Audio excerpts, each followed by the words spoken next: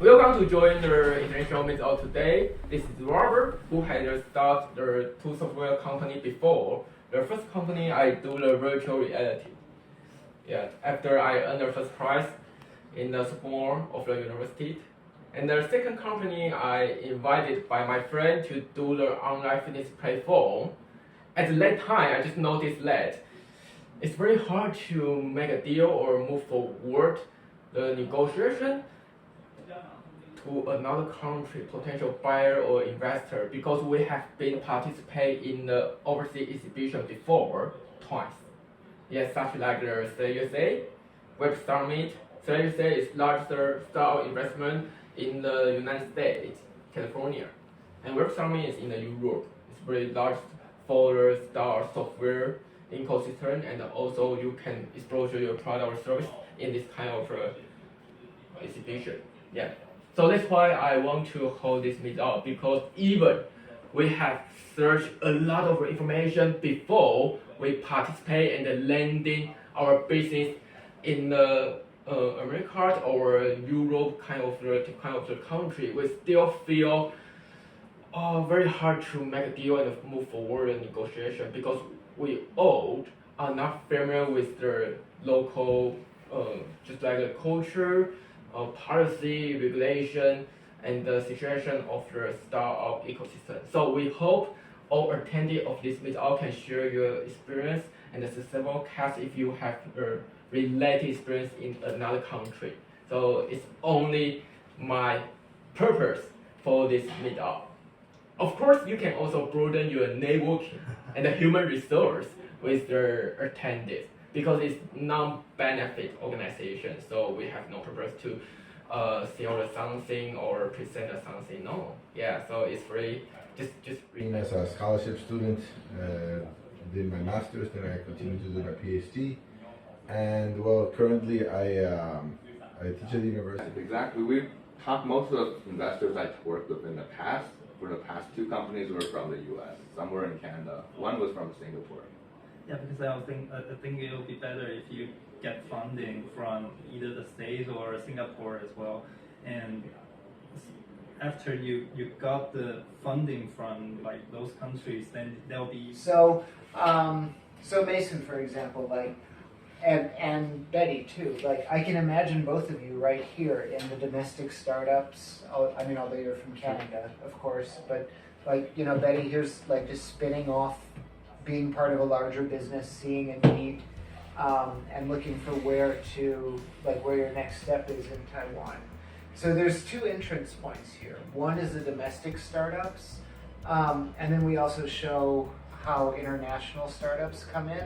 The domestics, they have much more of a critical path to follow.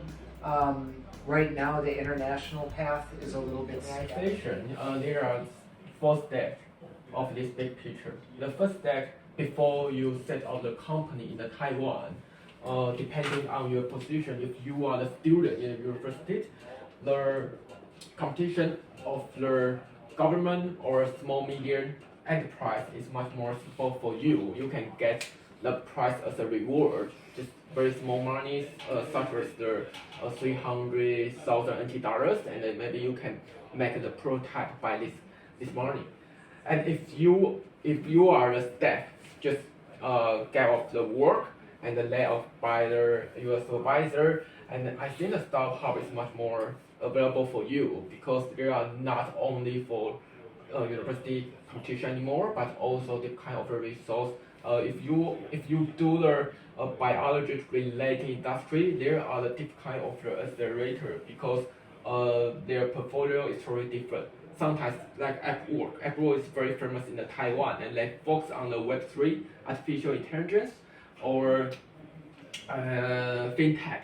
So if you do related industry like this kind, and Upwork is very suitable for you, and they will provide a bootcamp training for the 6 months, and then there are the big demo show for you to explore your product in front of the potential buyer or investor in the Taiwan and another country, something like that.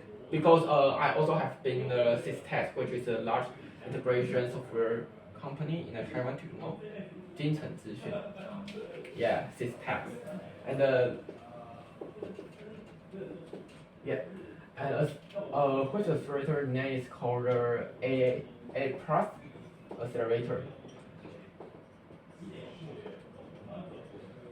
So how could it work? There are the different kind of the department in the conglomerate in the system, and then maybe the leader of the department will find some service can support them or facilitate the service to their client. Yeah, to decline the cost or to support the much more wonderful service for their client. So that's why sometimes they will find a startup in Taiwan to merge their company as well as possible. Because they all know if they want to build out a new business or a new service by themselves, it costs a lot. Mm-hmm. Yeah, not only hire the new employee, but also need to face the failure in the near future, maybe. So there's startups in Taiwan, and sometimes like one of the international enterprises will have a manager, sort of like a scout, looking for people who can help them build out their business model. Yeah, Okay. just like an inside innovation, but there are no employee can build out a new business. That's why they want to buy the startup, not only for their business, but also the employee inside the startup. Yeah. Because they know their professional software or hardware engineer in Taiwan, it's very hard to find them. Specific definition for the state of the startup, because we just want to let the international entrepreneur, if they want to do out a business in Taiwan, maybe it's much more clear or easier to understand and figure out what will you face in the journey of the startup. So why is that? Because there are some organizations not only stay in the stage two, sometimes they will overlap in the whole stage, just like the F4. They are not only the accelerator, but also the fund by themselves. So they can invest the startup in the stage 4. They also want to support the startup can explore their product or service in Southeast market. The most Yeah. likely paths, and then there's other, people skipping around or going somewhere else. Right? If you start here, jump there, jump there. I'm not sure how you can. Oh, I can. Yeah, but I'm sure you can. Yeah. And within the universities, yeah, because like I remember last time we were speaking to the people who founded this company, Law Players. Yeah. They're very much involved in their university startup, Tsinghua University, where they all graduated, and they're very much involved in that university startup scene. So I think there's definitely a lot of universities, Taida, Tsinghua, and then maybe some other universities in Taiwan that have a lot of startup scene within that. And they are almost their incubator. Yeah, Tsinghua, because they have a lot of startups there. What about people who are working? How come I don't see much? There is no support for them. Well, so that would be here. There would be people who are building markets. So there's two paths. There's the one through the university, and I don't know what qualifies you or how you get at how you. No, because this is Yeah. this is my I'm just like a theoretical point of view, right? Mm-hmm. We are engineers. We work at Google, right? We are engineers. We have something. We give an idea to the boss. The boss doesn't like. We make our own app, right? And Yeah. when we go on our own adventure. This is also something that is very, very, very important, especially when you were talking about that why big companies they just buy like Asus, because there's no room, right? If you tell your boss, hey boss, I have this new idea, gets killed. Yeah. One of the issues why Google got so famous, because first of all, I teach business and I teach, like case studies and stuff. So I'm in the university, and actually several of their services, like the Gmail and stuff, were like, at the beginning actually they had this. They said that now they changed, but they had like 20% of their time they could spend it on whatever project they wanted, like working hours. And this is how some of their But try to promote give 20% of the working time to be. So, Mason and Jen, do you have any idea about the final part of the issue? Yeah, so like my business right now, we're really expanding in 3 ways. So the first is just one-on-one calls or one-on-one meetings to our customer shop. So the best success we had was just me or my co-founder walking into a shop, right, whether a restaurant, nail salon, or something that's a bit fancier, looks a bit nicer, not the cheapest kind, and then just talking to the owner in the afternoon. So that's the most success, but it's not really scalable. So of course, I've also been building out a more scalable model, a marketing funnel. So we were writing blog posts, creating. Be better doing that kind of stuff. But for me, in our industry, especially in private equity and venture capital, is what's the most important thing is the referral, is a reference. So how to broaden the connection, and trustful connection is basically. Some customers from Lenovo, Philips, and then I will use this saying that, hey ASUS, here are the a C-levels come from this company, will you want to join? And then they will be really interested to see how their competitors do. Of course. So actually during the event, you will see a lot of competitors come, and sometimes we will introduce them to meet each other. And then some companies also they really like, and then they also form alliances right after the event ends. Do you have account managers one-to-one with customers, or is it? Yeah, so more for the generalist? leadership dinner, actually we serve different purposes. First one is for existing customers, we do upsell. So our account directors will manage these customers. But also for this event, for my job is to get more new clients. So it's for upper funnel. So I will invite new brands to join. So I will take care of the new customers part. Yeah. Is it possible to move forward the negotiation or completion of the contract since you hold the event, where you participate or invite to? Yeah. So when we are inviting the prospect, prior to that, before we send the invitation, we will research whether we have potential to do business with these brands. So the customer must have eShop, and then they have enough traffic to do an AI analysis. So we invite the right person to join, and then before the event happens, we will also sync with sales manager to see what kind of questions that we need to discover during the events. So let's say I invite ASUS, and then I will dig out their organization and what's the bargaining power, what are their e-commerce strategy this year, and then during the event we will gather all this information to see if we have a collaboration potential. So we have a lot of objectives that we want to achieve.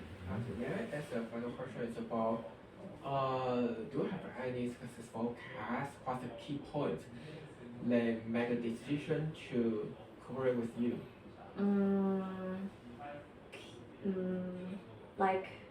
So they must be interested in Insider. So if they are not our customers, we will use existing happy customer to endorse Insider's products during the event. So we will see if these new customer knows the other person. That's sales oriented. So it's not, we don't talk about products. On the event we only talk about the trends and what's the endorsement from our customers. Yeah. So it's How do you feel about this tool? It's a really good tool to find the decision makers. Because on the a people section, they will just, if you click it, and you can see all the decision maker around the world. And so you can filter out the country, and then their affiliation, their level, their senior. Yeah. Yeah. So I think it's a really good tool. Do you also know the Lucia? Also, have you used the Lucia to Lead organize IQ. their? Yeah. Yeah. But do you send them messages through the LinkedIn, or you just get the information from them from LinkedIn? Because we use shared accounts. Yeah. So we have a fake account that's upgraded to premium. So we only use Sales Navigator to see who is the decision maker, and we use our own LinkedIn to approach that. I just noticed marketing way is very useful for you if you want to find your potential buyer. After you figure out who is your potential buyer, you can buy the sales navigator from the LinkedIn to filterize to find your C-level of your potential buyer, and then use a Lucia to transform into the Excel or the formal kind of the document, and then use any kind of the sending system. Like mail merge. Import the Excel and to send the email for them. Yes. There's also other tool called Hunter. Hunter.io. Where you can I think see. my sales team used it before in my old company. You can verify whether the email address is valid. And this is the one you use, Hunter? I use every tool. It's just one of the tools. Yeah. So which one? I mean, like, Which ones are the best top tools? It's actually the combination of everything. So that's why like my next startup idea is to come up with a really fancy. Oh, you want to combine all these? Yeah. Because I find like idea. the tools is everywhere. I find it really difficult to find a prospect. Yeah. I think it's better that I can have. give me like I don't know, behind a Hunter, which other you use? Like a sales navigator, Lucia, Lead IQ, Yes. and then YAM for Oh, email. mail merge. So like a kayak of all the different. Yeah. So there is no That's so cool. there is no total solution of Okay. of like a business development. Yeah. So I think it's a really good. Everyone knows what kayak is, right? I really don't know. Oh, it would like for. Oh, I appreciate for your turn. I think it's very meaningful and useful for each other. And do you have any question or further discussion want to rise? Okay, and right now, next topic today is about startup-ecosystem in the Taiwan. But if you have another idea in your country, hometown, want to share about startup-ecosystem, Accelerator, mental reality related, you can also subscribe to everyone to come today. And that's all. And if you are available, please just leave your LinkedIn or information on the live group. Thank you very much.